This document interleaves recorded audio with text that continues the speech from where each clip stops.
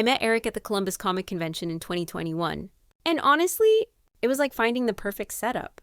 There he was, this sweet, slightly awkward guy in his perfectly pressed convention t-shirt, genuinely excited about my Sailor Moon cosplay, not in that creepy way some guys get, but like he actually appreciated the craftsmanship and attention to detail. Most guys just see the outfit and think, whatever.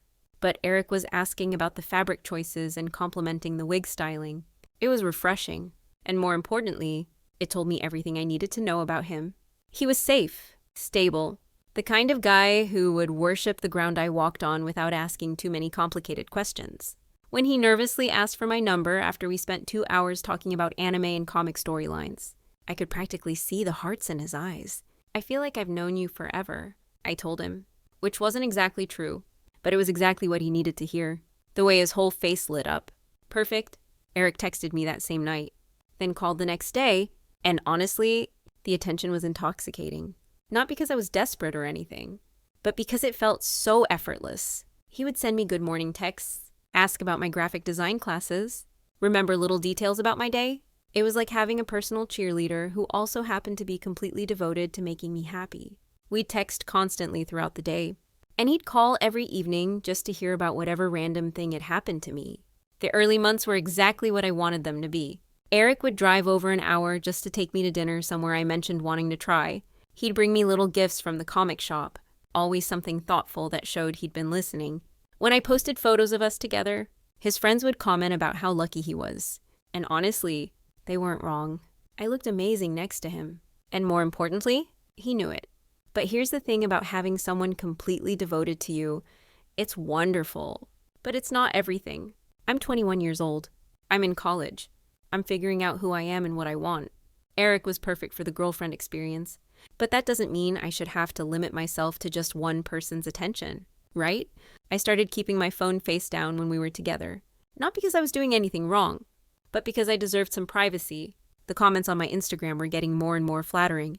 And some of these guys were really interesting. Marcus started following me around month 4, and his messages were just different. Where Eric was sweet and safe, Marcus was confident and direct. He'd comment on my photos with fire emojis and tell me I was stunning.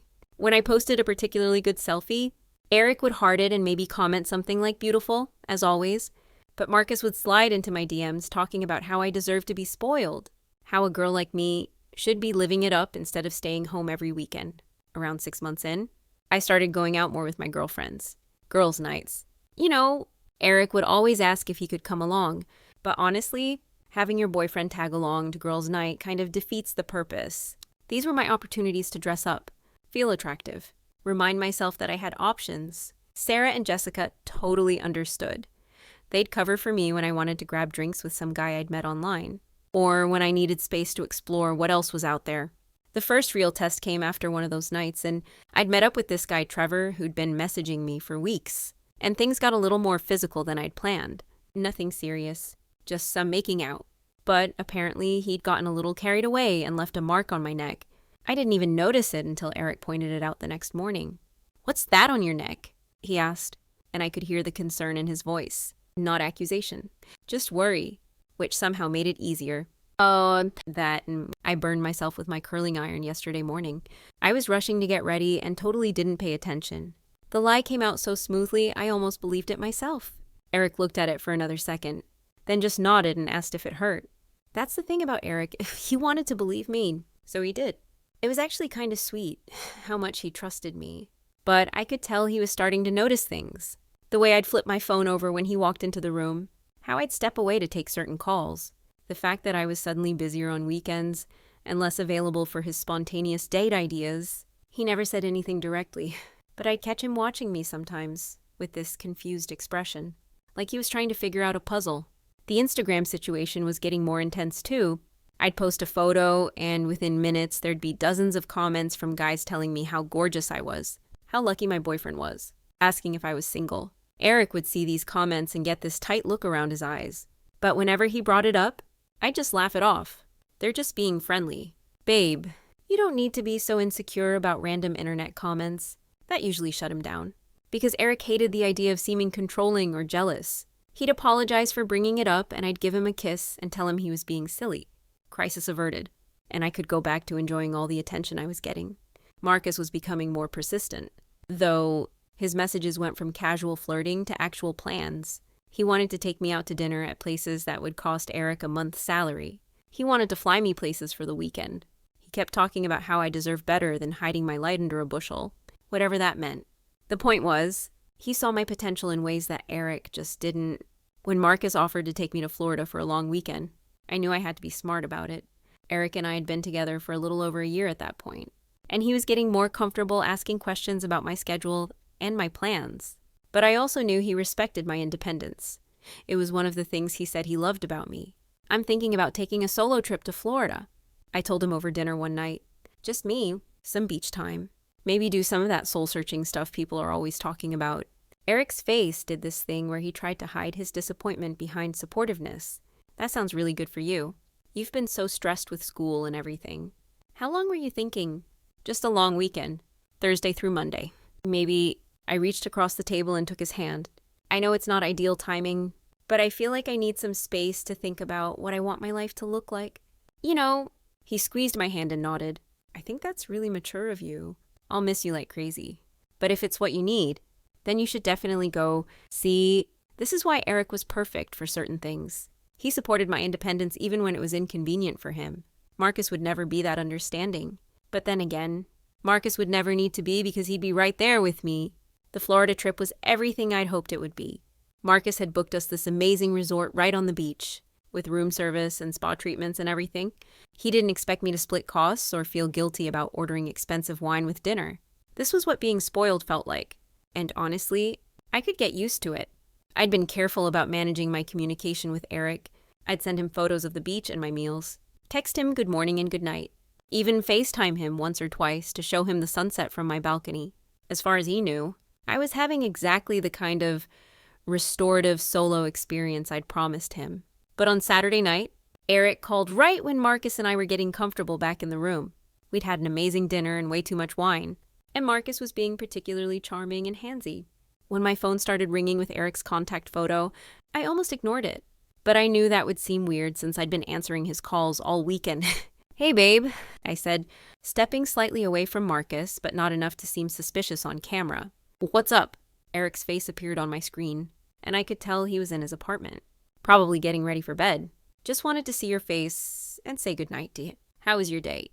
I was giving him some generic answer about the beach and the weather when Marcus, who was clearly not as concerned about discretion as he should have been, said something in the background. Something like, "Get off the phone with that loser." Eric's expression changed immediately. Who was that? Who was what? I kept my voice light and confused, even though my heart was suddenly racing. I heard someone talking. A guy's voice. Oh my gosh. You're so paranoid. That was just the TV. I was watching some YouTube videos before you called.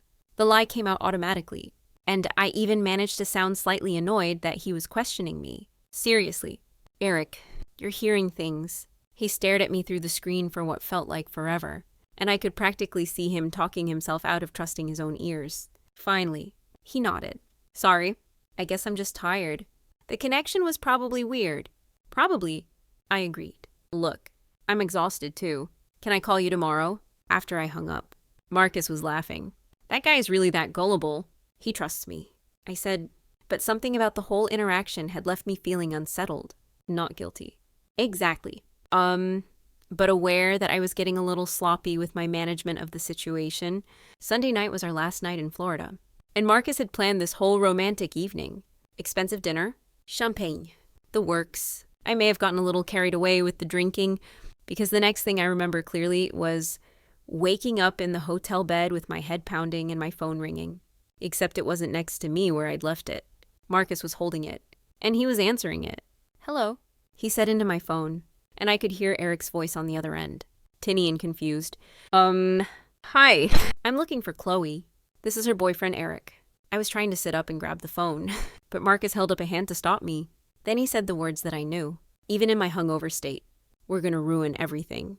It's over, bro. I spent a lot of money on this trip. She mine now. The line went dead immediately.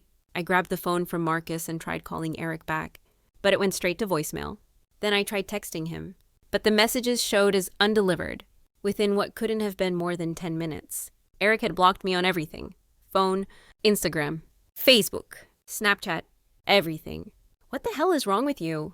I screamed at Marcus. Why would you do that? Marcus just shrugged. Look, you were going to have to choose eventually. I just made the choice easier, but he didn't understand. I wasn't supposed to have to choose. I was supposed to be able to have both. Eric for stability and comfort, and guys like Marcus for excitement and adventure. That was the whole point of keeping things compartmentalized. Eric wasn't supposed to find out about Marcus, and Marcus wasn't supposed to interfere with my relationship with Eric. I spent the entire flight home trying to figure out how to fix this. I tried calling Eric from different numbers, but he'd blocked those too. I had Sarah try to reach out to him. Then Jessica, but apparently Eric had made it clear to his friends that he didn't want any contact from me or anyone associated with me. For weeks, I kept expecting him to cool down and reach out. This was Eric we were talking about, the guy who apologized when I was the one being unreasonable, who always wanted to work things out instead of fighting. But apparently, hearing another man answer my phone at midnight was his breaking point. I tried showing up at his apartment once, but his roommate told me Eric had asked him not to let me in. I tried reaching out to his sister on Facebook, but she just read the message and never responded. It was like Eric had completely erased me from his life and convinced everyone around him to do the same. The most frustrating part was how unreasonable he was being about the whole thing. Yes, I had gone to Florida with Marcus. And yes, maybe I hadn't been completely honest about it being a solo trip. But it's not like Eric and I were married or engaged or anything. We'd never had some big conversation about being exclusive. I was 21 years old. Wasn't I supposed to be exploring my options and figuring out what I wanted? Marcus lost interest pretty quickly once we were back home and the novelty wore off. Turns out he was more interested in the thrill of stealing someone else's girlfriend than actually being in a relationship with me. Within a month, he was posting photos with some other girl he'd flown out to Vegas. So now I'm single, which honestly might be for the best. Eric was sweet, but he was also limiting. He wanted all of my attention, all of my time, all of my emotional energy, and that's just not realistic for someone my age. I need someone who's confident enough to handle the fact that I'm attractive and that other men are going to notice me. Someone who doesn't panic every time I get a text message or want to go out with my friends. The whole thing taught me that I need to be more careful about managing different relationships. But it also showed me that I deserve someone who's secure enough to not need constant reassurance. Eric's reaction proved that he was never really the right fit for me long-term anyway. A truly confident man wouldn't have jumped to conclusions based on one phone call. He would have trusted me enough to give me a chance to explain. I'm focusing on myself now.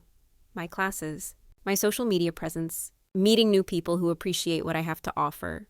There are plenty of guys out there who would be thrilled to be with someone like me. Someone who knows what she wants and isn't afraid to go after it. Eric's probably still sitting in his apartment playing video games and feeling sorry for himself. I heard through mutual acquaintances that he's not dating anyone, which honestly doesn't surprise me after the way he handled our situation. What girl would want to deal with that level of insecurity and paranoia? I don't regret the Florida trip or the time I spent getting to know Marcus. I regret that Eric couldn't handle the reality of dating someone who has options. Someone who refuses to make herself smaller just to make her boyfriend more comfortable. But that's his loss, not mine. The right person for me will understand that I'm worth the complexity. They'll be secure enough in themselves and in what we have together that they won't need to monitor my every move or question my every friendship. They'll trust me to make good decisions. And they'll appreciate the fact that I chose to be with them out of all the options I have available. Until I find that person, I'm perfectly happy being single and keeping my options open. Life's too short to settle for someone who can't appreciate what they have when they have it.